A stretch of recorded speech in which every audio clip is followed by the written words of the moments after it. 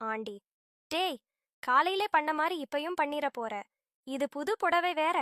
கஞ்சி வரத்துக்கு முன்னாடியே சொல்லுடா. நான் சுகத்தில் முனகிக் கொண்டே: சரிங்க ஆண்டி. ஆண்டி: இருந்தும் உன்ன நம்ப முடியாது.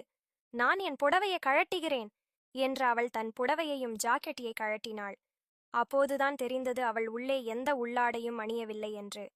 அவள் இப்போது என் முன் உடம்பில் ஒட்டு துணியில்லாமல் அமர்ந்திருந்தாள். அவளது முலைகள் இரண்டும் நல்லா பெருசாய் இருந்தது.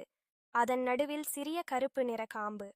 அந்த இரண்டு முலைகளுக்கு நடுவே அவளது புருஷன் கட்டிய தாலி கயிறு தொங்கிக் கொண்டிருந்தது. அதற்கு கீழே சிறு தொப்பை, அதன் நடுவில் ஆழமான தொப்புள், அதற்கு கீழே வழுவழுப்பான அவளது தொடைகள் என அவள் என் முன் அமர்ந்து இருந்தாள்.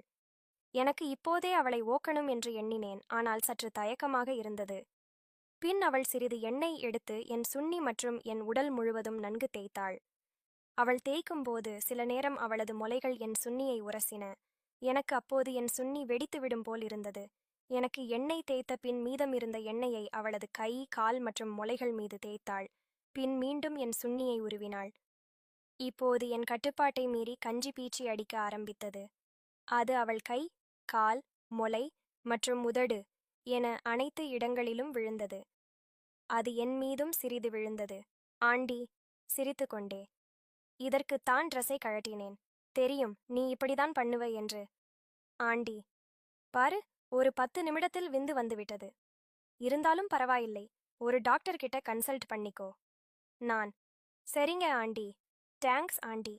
ஆண்டி: இருக்கட்டும்டா. சரி, உன் மேல கஞ்சி கரைலாம் இருக்கு. இப்படியே வீட்டுக்கு போகாத, போய் குளிச்சிட்டு போ. நானும் சரி என்று குளிப்பதற்கு குளியலறை சென்றேன்.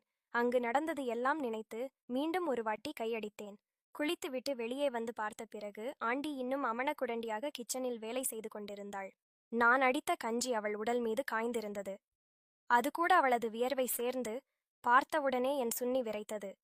அவளை ஓக்க வேண்டும் என்று துடித்தது. பின் அவள் வந்து குளிப்பதற்கு சென்றாள்.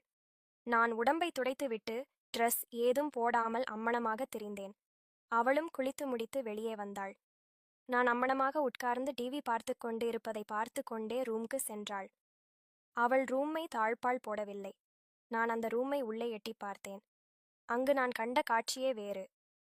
அவள் அங்கு அவள் புண்டையில் விரல் போட்டு கொண்டிருந்தாள். முனங்கினாள்.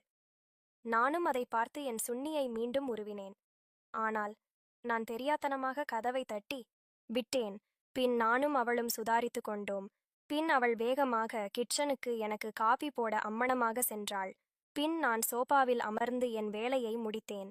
அவள் வந்து காப்பியை வைக்கவும் நான் கஞ்சியை கக்கவும் சரியா இருந்தது. அதில் ஒரு துளி அந்த காஃபி பிளேட்டில் விழுந்தது. ஆனால் அவள் கவனிக்கவில்லை. நானும் அதை மறைத்து விட்டேன்.